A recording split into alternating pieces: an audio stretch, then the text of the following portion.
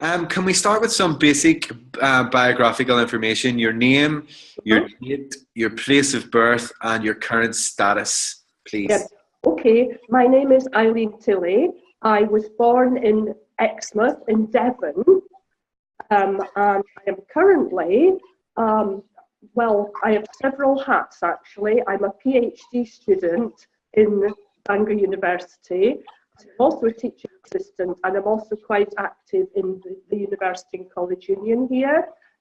Before that, I worked in the library at the university for many years until we all got restructured in the middle of the 2000s, and since then I've done other things. That's basically me. Is there anything else you'd like to know?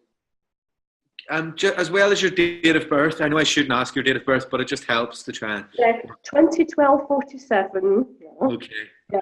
As you can gather, most people that were around in Paris in 1960 are probably going to be around the same age as me, so yeah. Yeah, exactly. So yeah, that's why we check. So can you tell me a little bit about your background, your upbringing, your education, that sort of thing? Yeah, okay. Although I was born in Devon, I was brought up and educated in Scotland because my mother was Scottish and my dad was in the Navy. That's how they met. I went to Edinburgh University, which is how I came to Paris in 1968, because I did modern languages with French as my honours subject. At that time, you had to spend a year abroad.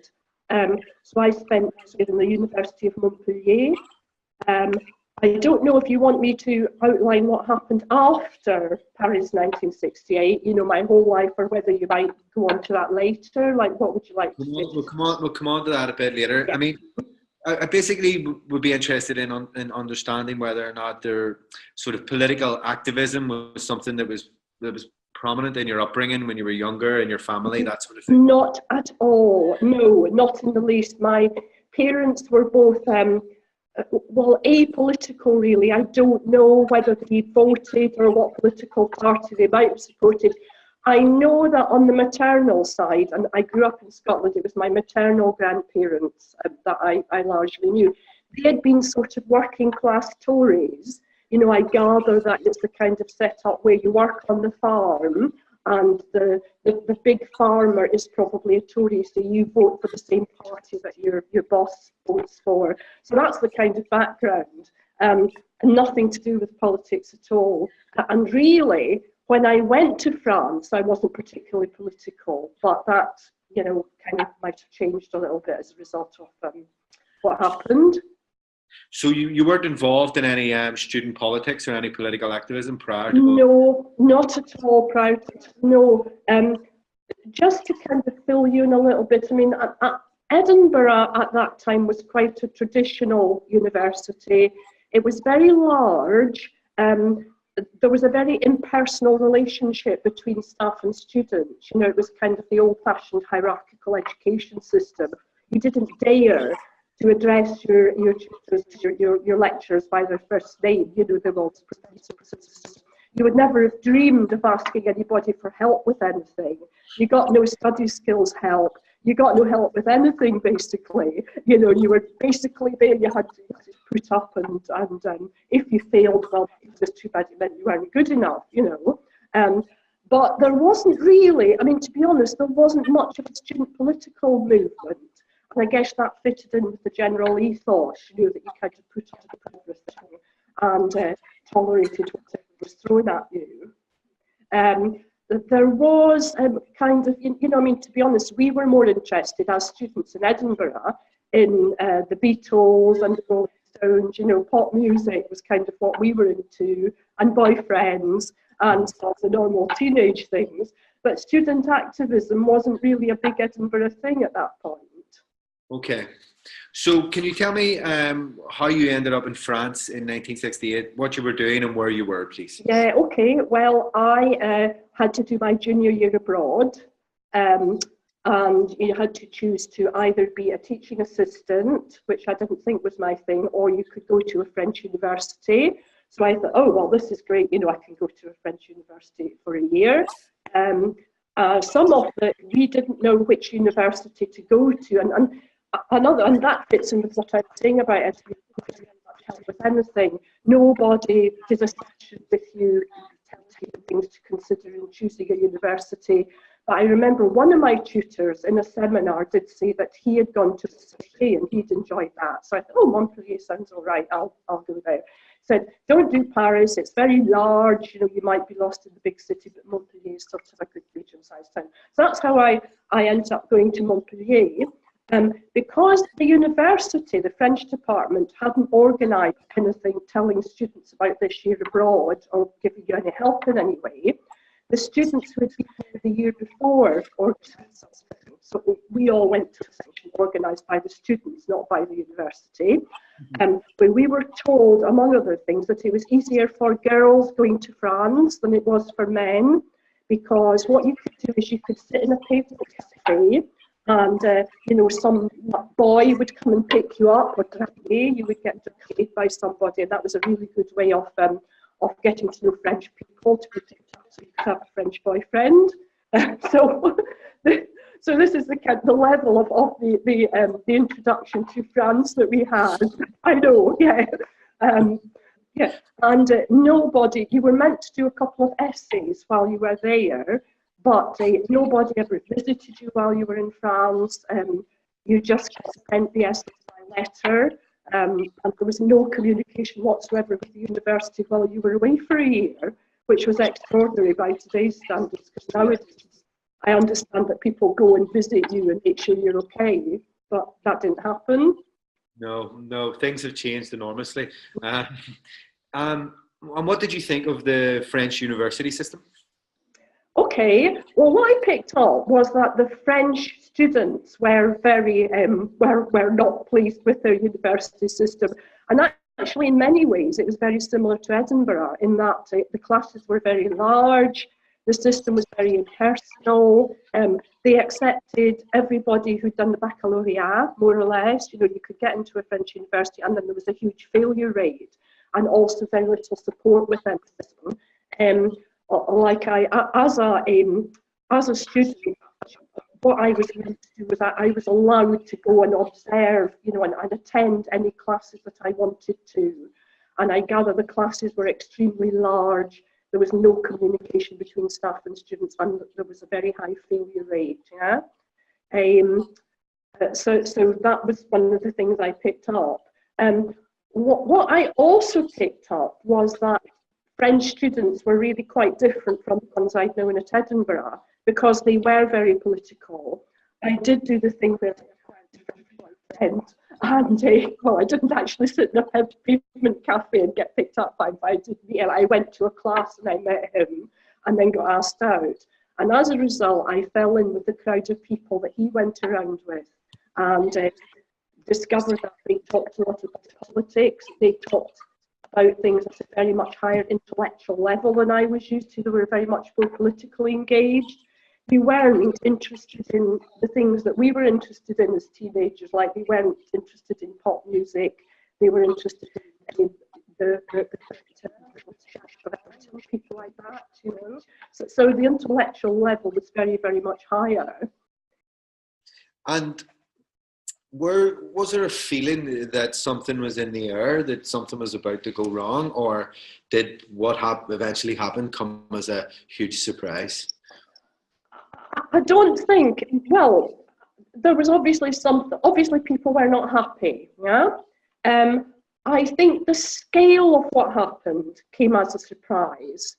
You know, nobody had thought that it would turn into a big political movement.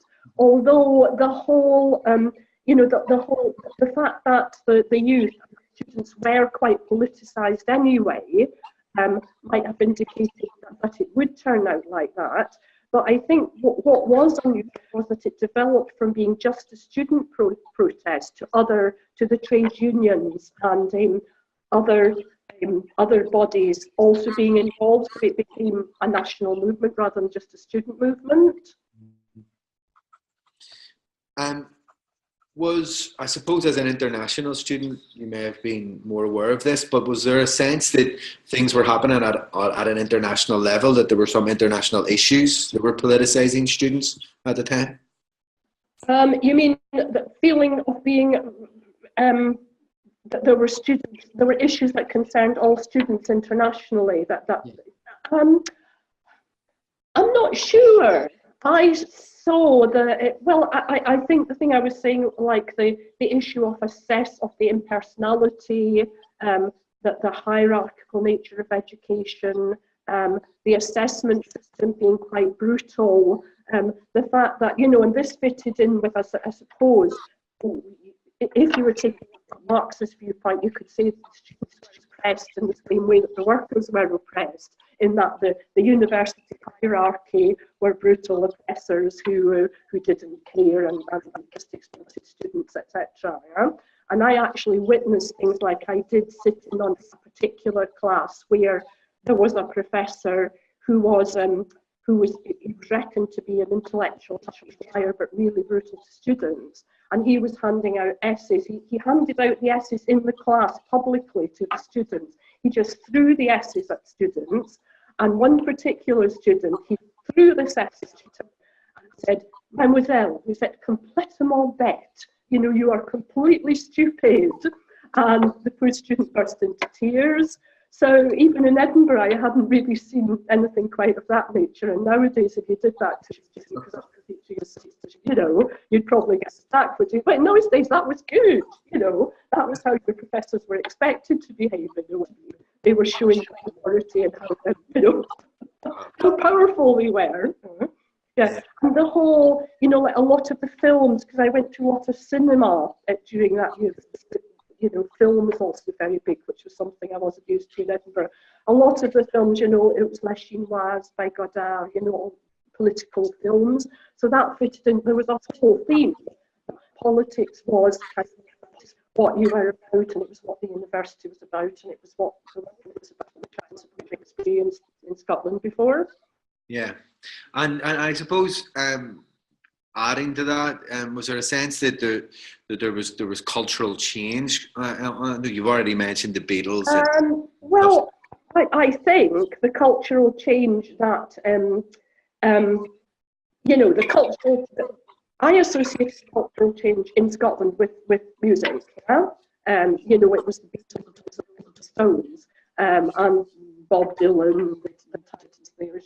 But Bob Dylan wasn't. That actually came a little bit later. And I think very definitely there was a connection between what happened in Paris and what happened afterwards. Like, I do think that accelerated the cultural change and politicised it to a greater extent than it had been previously. Because, I'll come on later to what happened when I went back, because I saw changes in Edinburgh when I went back. Were issues like Vietnam important in the French university system? Vietnam,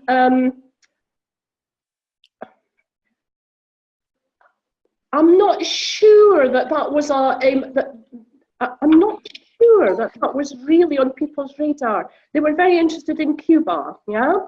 Che Guevara and Fidel Castro. They had revolutionary heroes that they liked to talk about. I suppose they were critical of Vietnam. Now, they realised that the reason I might not have been terribly aware of that was that I later on, when I got back to Edinburgh, had an American boyfriend who had, he was at the age that he could have been drafted, and some of his friends went to prison for avoiding the draft and so on. So I'm probably more aware of Vietnam in that context than I am of France. I can't remember it being a thing that was talked about very much in France. Okay. Can you talk me through how you started to realise something was beginning to kick off in Montpellier? Yeah, well, there was this whole thing that was going on in Paris, and I can't, at this point in time, I thought before this interview I should remind myself of what actually happened, but something kicked off in Paris, yeah? And then things started kicking off in Montpellier as well. And in Montpellier, there were left-wing students who I was involved with, and as I say, I didn't really know anything about politics at the time, so I don't know what politicians people were involved in. It was all a little bit above my head. But I did pick up that there were also some quite right-wing students. There was the law faculty, they had medicine as well. And the students in arts and humanities were all left-wing, and the law students were all right-wing. So there was Midi Occident, which I think was a nationalist movement, and then there were the left-wing students. So that had been going on. So that was kind of an undercurrent that had been going on in Montpellier. And then when the political events kicked off, that became more of an issue. The students I was involved with were putting out leaflets to combat the leaflets that were being put out by Midi Occident and so on. Yeah? But what happened was that this boyfriend I went to Paris to see what was going on in Paris, because some things were going on in Montpellier, but there weren't. I believe the university did close, but there weren't the big protests and so on that there were in Paris. So we went to Paris to catch a bit of the action and see what was happening there. And what date would that have been? Was that sort of halfway through? Was it? It was maybe about I think it was about halfway through. Yeah, it was, the things had been going on for a couple of weeks maybe, so we thought we'd go up to see what was going on while it was going on. And where did you go? Where did we go? We went up. We stayed in a hotel. Like you do in Paris, you stay in these cheap hotels and the Rive Gauche or whatever. And then we went into the Sorbonne to see what was happening in the Sorbonne. And I mean, I hadn't been to the Sorbonne before, so I don't know what it was normally like. But when we went there, this was in the evening, and there were, I think normally the university was being deserted at that time in the evening, but all the lights were on, it was open, there were students milling around everywhere, there were people chanting, there were posters everywhere, and everywhere, all over the posters, and you all have seen probably the ones by the École des Beaux-Arts, creating quotes by the surrealists, all sorts of things. And what was interesting for me was it was sort of like an alternative vision of reality, bringing surrealism into it, which I did know about, linking together activities and literature and so on. It was really interesting. But there were students filling everywhere. There were political meetings going everywhere. It was just absolutely chaotic and very, very exciting. And what was very interesting to me was that among all these students there were workers from the factory with their blue overalls on, and they were standing in the corridors debating with the students, which you certainly never would have seen in Edinburgh. The workers from the local breweries or whatever come into the faculty, it just would not have happened. It would have been totally unheard of. But the fact that everybody was totally politically involved, it was just really exciting. And of course that did come to be one of the problems. It became so chaotic that I think people kind of lost their hands on what was going on. People were trying to implement direct democracy, like we mustn't, all decisions must be taken democratically by the people. And then you got various people trying to form subcommittees, and this was frowned upon. We have to have direct democracy. We can't make the same mistake that the authorities have made and have hierarchies developing. But how do you actually have direct democracy? How are you ever going to make decisions trying to organise that many people? And what also was that there was differences started emerging between the workers and the students. Like the workers seemed to be seeing things completely different, and of course they were in strike, they were losing money. It wasn't the same for the students, they weren't actually losing money, they were just getting a bit of a holiday from their studies, So it was a more serious issue for the workers, you couldn't, in that sense, interests were the same. There were also political schisms, and some people, a lot of the workers were in the Communist Party, and the students weren't all in the Communist Party. Many of the students were in other, perhaps further left parties, Maoist or Trotskyist or whatever. So, I guess it kind of fell apart because people couldn't agree Yeah, and how long did you stay in Paris for? How long? I think it was about a week. Yeah. We did get tear gas thrown at us a couple of times, you know, and we saw where the paving stones had been pulled up. And yeah, we joined them. No, it was quite. I mean, of course, I was not French, um, and my boyfriend was really astonished to see a particular demo we went to. Everybody was chanting, you know, as do both the Portuguese dictator. People were chanting "De Gaulle, Franco Salazar," out or whatever. I can't remember any French these days. It's all been forgotten since I learned Welsh. But anyway, you know, I think for languages, probably Welsh words are going to come out. Anyway, I started chanting this, and he looked at me like, "What? You know, you're not French. You know, how come you're suddenly saying you want to get rid of De Gaulle?" It was quite, in a way, it was very strange because in a way, it wasn't my fight, you know. And I was surprised that he was surprised I would be chanting the same things. But there you go. And as a foreign student, did you feel as though you could fully participate?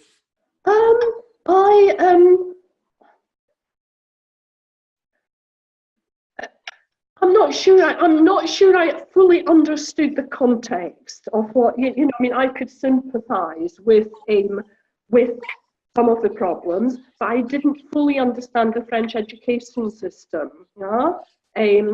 Or you know, the extent to which people really did feel oppressed. You know, because I think possibly you would have had to have grown up and come through the system to have fully appreciated that, yeah. The other thing was that there were all these people making jokes about, you know, there was Daniel Cohn-Bendit and people like that who were the leaders, you know, and the press was, you know, like the government was claiming that the whole thing had been whipped up by étudiants étrangers, you know, these foreign students. And of course, people kept making jokes about me.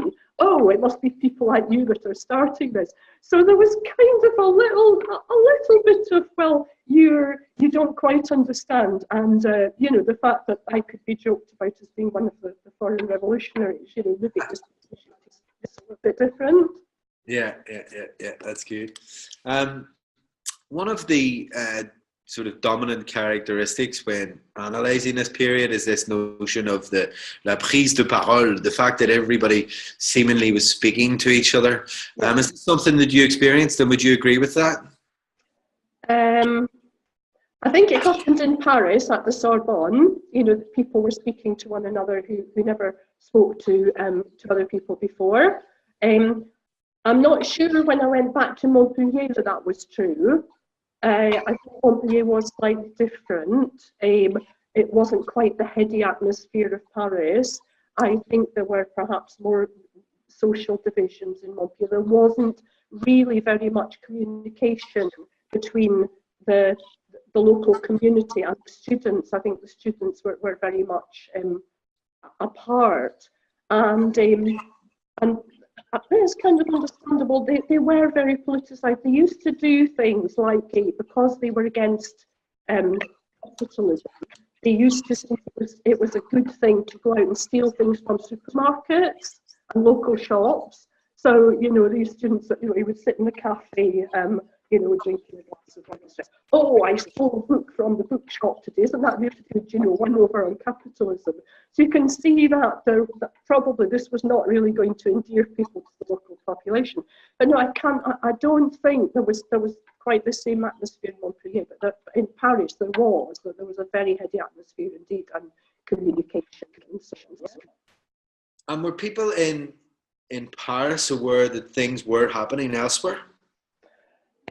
Yeah, one of the things that they were doing was they were trying to speak to people, like they spoke to my boyfriend, and because he came from Montpellier, they were trying to find out what was happening in other places.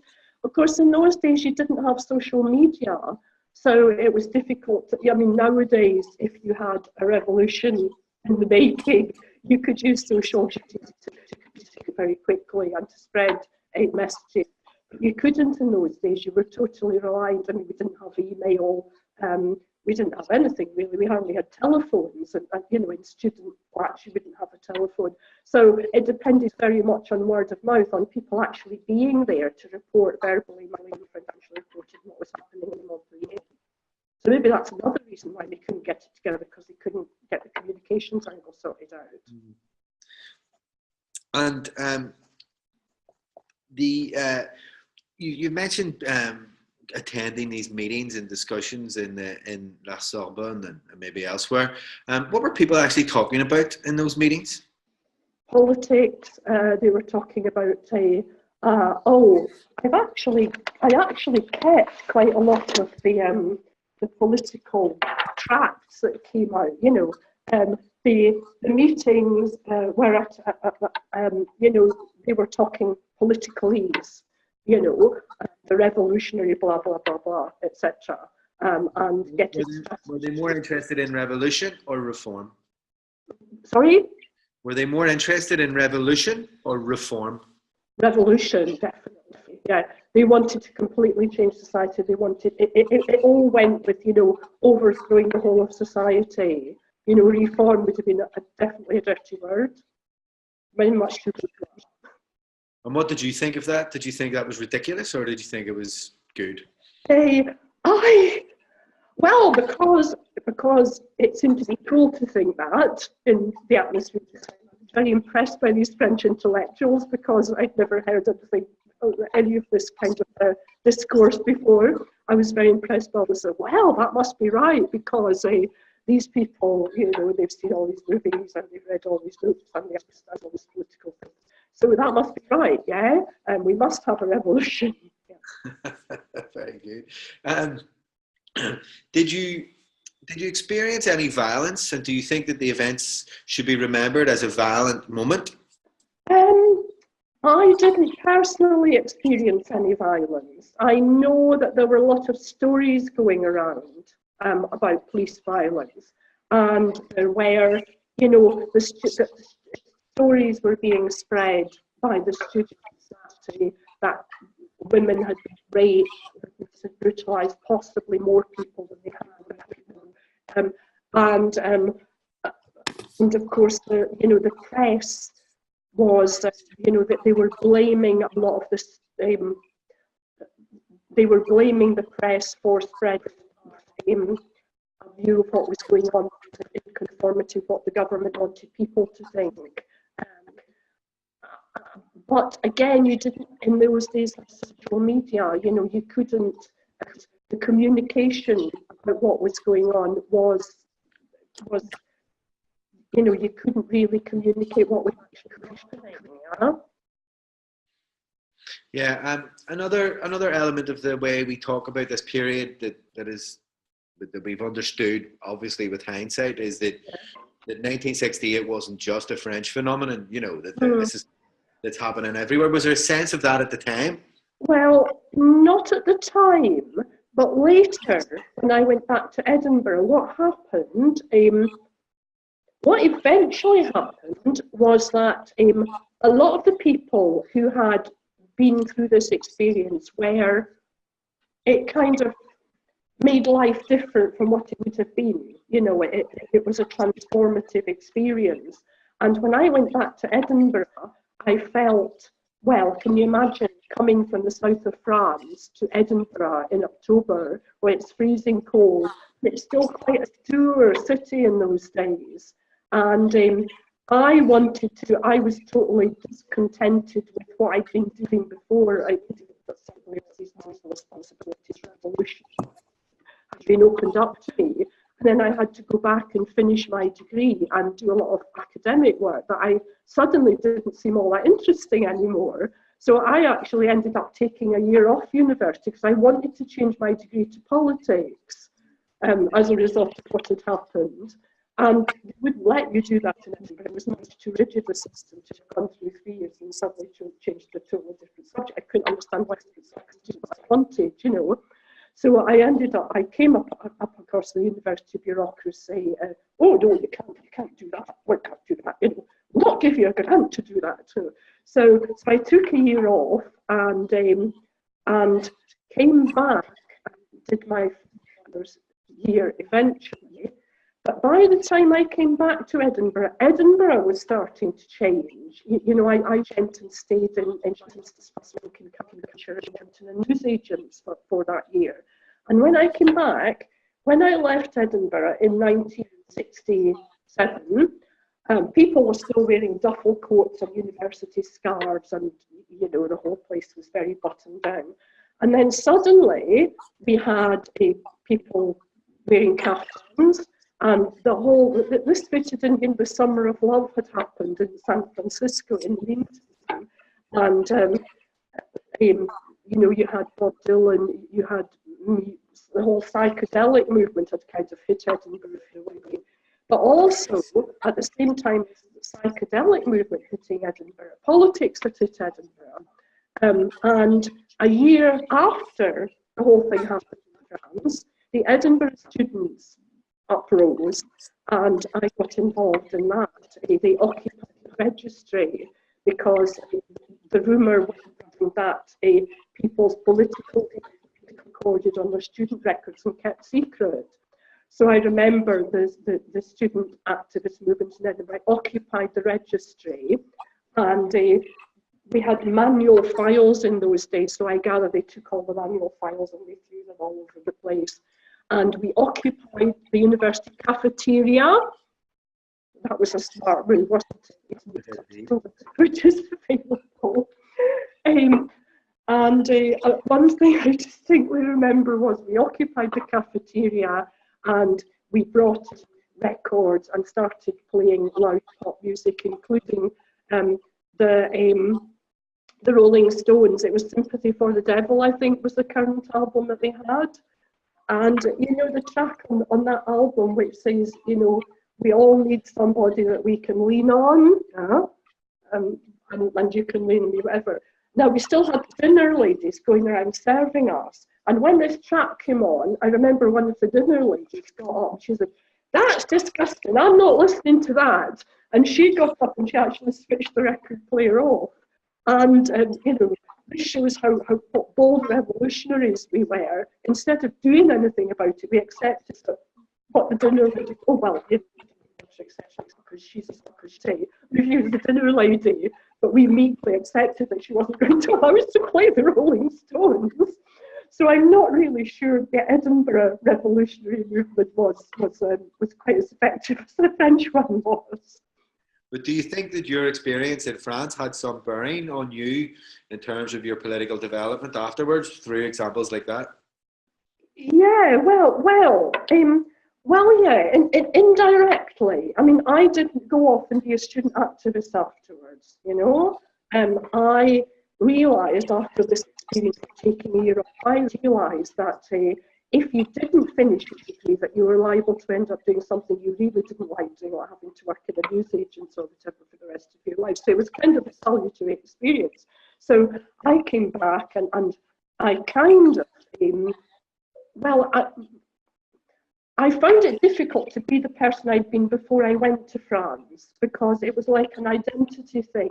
Like before, I was a fairly quiet student, I was fairly conformist, I just did all the things I was expected to do. And then suddenly all this was just thrown up in the air. Like you could have revolutionary socialism, or could you? You know, I'm not sure. It did seem that the environment in Scotland wasn't really conducive to it. The whole political scene in Britain wasn't really quite as much one could really do it. So I guess I spent a couple of years being fairly alienated from society in general. So by this time, this American that I talked about, and he was involved in the revolutionary movement in Burma, and he had, that was when Vietnam became quite important issues, because of course he had been in America and he had managed to get off the draft by pleading that he had allergies, but one of his friends had gone to prison for draft dodge, whatever. So that was very much on the horizon. But of course, that didn't really directly affect us in Scotland. You know, we weren't in Vietnam. And there's kind of a parochialism in Britain, I think, that these things can happen elsewhere. But we don't really have revolutions in the UK, and we don't have and whatever. So when I spent a year or two feeling quite alienated, then I did eventually try to degree, although it wasn't a brilliant degree because I was feeling disengaged, whatever. My boyfriend and I went to America for a year or two and just did odd jobs. And, you know, it was kind of in keeping with the hippie thing. You know, you didn't sit all this and get a job, you went and did something else. And then I started thinking, oh, maybe I'd better get a job. So I trained as a teacher and didn't like that. I trained as a librarian. And, you know, this is very far from the revolution in 1968 working basically. But I thought I kind of accepted in the end, oh, well, I'd better buckle down and do what society wants me to do. So it was kind of having been exposed to all this revolutionary stuff, but being disillusioned in that perhaps you couldn't in reality do this. Like there was a dichotomy between possibilities and the reality of living in society as it is. You know, I went through this thing, oh, you must accept reality. And it wasn't until years later that I actually got interested in politics. It was when we had Margaret Thatcher that I then at that point became interested in politics and thought I really must do something about this. And I remember saying to, well, I married this American guy, and I remember saying to him, well, this, you know, getting really worked up about Thatcherism and the cuts and so on, and the unemployment. And of course, she used Scotland as sort of a guinea pig for other things. You know, she implemented the poll tax there first in a totally cynical way. So I remember saying to him, it wasn't for this that we stood at the barricades in Paris in 1968. You know, so the fact that this, you know, I'd had this experience which hadn't actually caused me to be politicised at the time, because I thought, well, it's pretty hopeless, you can't really do anything anyway. But later on, being more mature, I realised that influence was still there. But at that stage, I did it in a more practical way. I joined the Labour Party. You know, how radical can you get to join the Labour Party? And now, there wasn't actually an awful lot of point being in the Labour Party. At the time I was living in Shropshire, there wasn't really enough of a point being a Labour activist in Shropshire.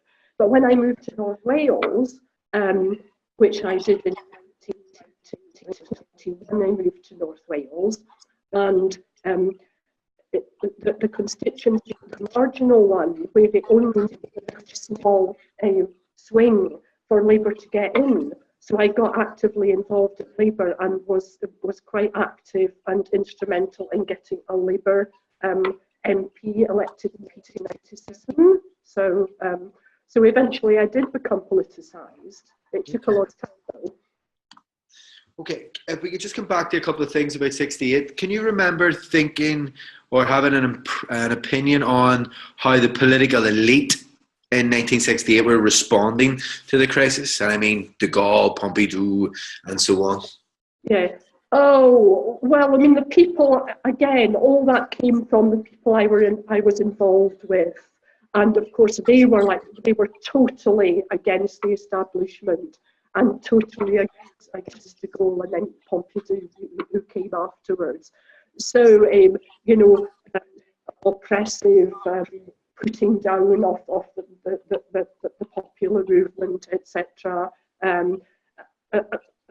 I can't comment. I didn't actually look at this at all from my own point of view. It was all the views that were given to me to the speech. But as I say, oh, totally dreadful. It was all totally dreadful. Yeah. Yeah. So when the events come to a conclusion at the end of June 1968, were you disappointed or relieved? Oh, very disappointed. It was like there had been possibility that things would change, but it didn't happen. And I understood, I mean, I went back to Edinburgh and I'd been on the verge of something absolutely wonderful, and it had just all fizzled out. And I understand that a lot of the people, I heard this later, a lot of the people who had been involved in this movement got very depressed afterwards because of the state that things had been on the brink of changing, but it didn't. So it was in our grasp and it didn't happen. Yeah. And I did actually, this is strangely enough, this was when years later when I was in Shropshire, and it was a very odd thing. I'd gone to give blood in the blood transfusion unit, and people were sitting there queuing up to give blood. I got into conversation with this person sitting next to me, who's like quite a nice person. And it turned out that she had actually had the same experiences as she had been in France in 1968 as well. And we both talked about this experience that had been a transformative experience that had really changed our lives. If I hadn't gone through this experience, I would have continued being a conformist student and would probably have graduated with a better degree than I've got, had a better job, had a husband and 2 children and all the rest of it. Now I haven't actually done any of these things. I haven't conformed to anything. But I'm sure that my life has been much more interesting than it would have been if I'd just done all that stuff. But she had been through exactly the same. I believe that she then she travelled a lot afterwards. She went to different countries, and it had opened her eyes to things she was not aware of before. Very good. Can you remember how your friends and family were thinking about you being in France during this moment? Well, now this is weird because during the whole time I was in France, I'd very little. In those days, you had to write, hadn't you? We didn't have a telephone at home in those days, no, we might have, but I didn't have a telephone to phone my parents, and we didn't have email. We didn't have anything. So I had to write to my parents. And I remember exchanging 1 or 2 letters. I think my parents, and especially my father, were chiefly concerned about the fact that the pound was devalued while I was abroad. So it meant that my student grant was worth less than it was. And this really shows the kind of mentality, the kind of things that they were concerned. They were concerned about the money. Oh, the pound has been devalued. How will she live? Of course, that wasn't. I wasn't the least bit worried about how I would live. I was sure something I would be able to somehow survive. But the politics, well, it just wasn't something they were really. It was not on the radar, shall we say? The fact that they were having revolutions and paving stones being thrown about. Oh yeah, I suppose they do these things in these foreign countries. But the more important problem is, how is she going to survive since the pound has been devalued? How do you think these events have changed France? Do you have an opinion on that? Right, this is a difficult question to answer because I didn't keep up my French connection after that. In fact, because it was sort of traumatic in some ways, because it had been, a possibility that didn't happen, and changed the way I saw things and caused a bit of a crisis in my life. As I said, I kind of deliberately didn't go back for years afterwards. And didn't keep up with French politics. So I can't really answer that. I did go back to Montpellier many years later with my, this American who was then my husband. And it didn't seem to have changed all that much. It did seem much the same. I mean, in terms of the political position in France has always been, has always been that they have more strikes, that they have more political value because they're more fervent than the case in the UK. So I'm not sure to what extent it really fundamentally changed things. I don't know. It would, but if I had kept up with politics, I might be able to answer that question, but I can't really. Okay. Do you think that your experience in 1968 changed how you understand France?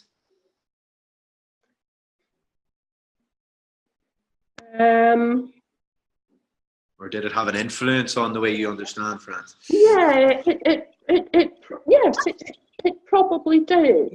You know, I had very little idea about France at all before I went, because, well, you know, like I have some students out, I conformist, I was never told anything. I had never been to France before that, and I suppose that most of the knowledge I have from my textbooks. Okay, you know, you're supposed to be more violent, whatever.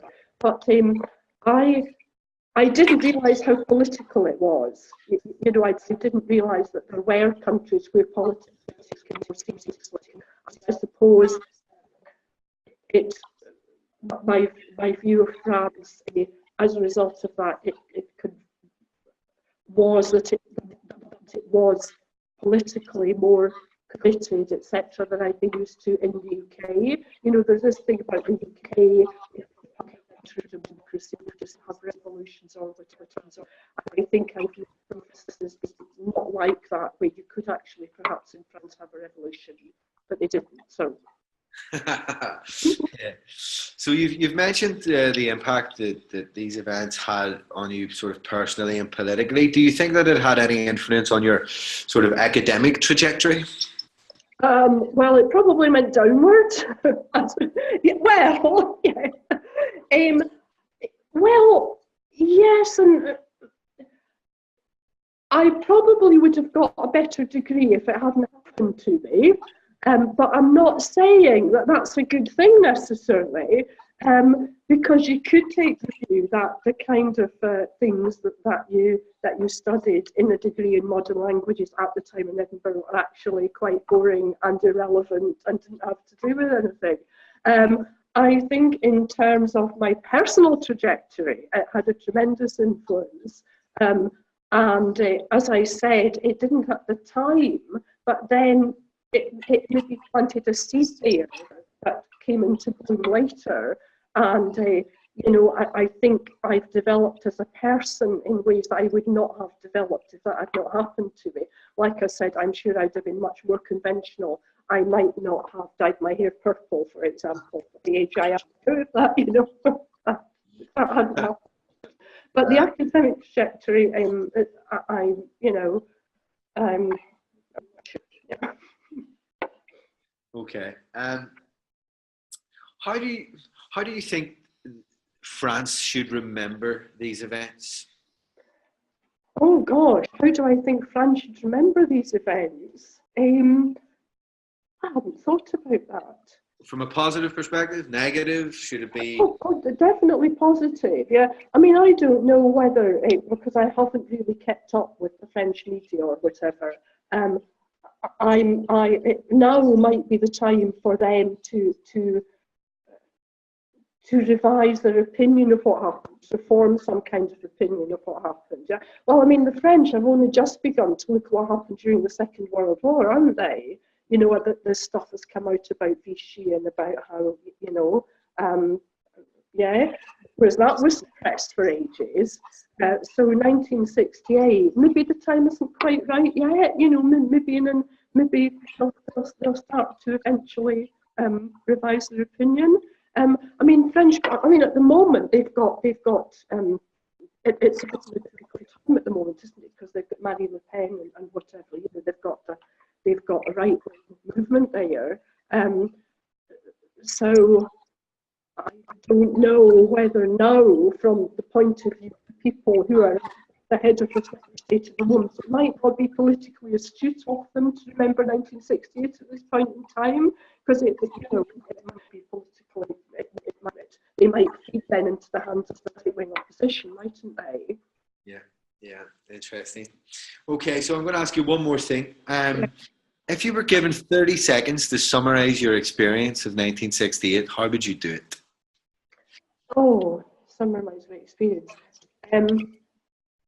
I would probably use one of the quotations from André Breton that were on the posters, and it was, and I can't remember it. It was in French, but it was something about beauty, and that's not suited me anymore. It was about the connection between revolution and beauty. So if you can look that up in your book of Breton quotations, I'm sure you've got those posters. They're on the internet somewhere, aren't they? Then that would be. I think it might have been La beauté est dans la rue. So beauty is something like that. That's what it was like. Yeah. Okay.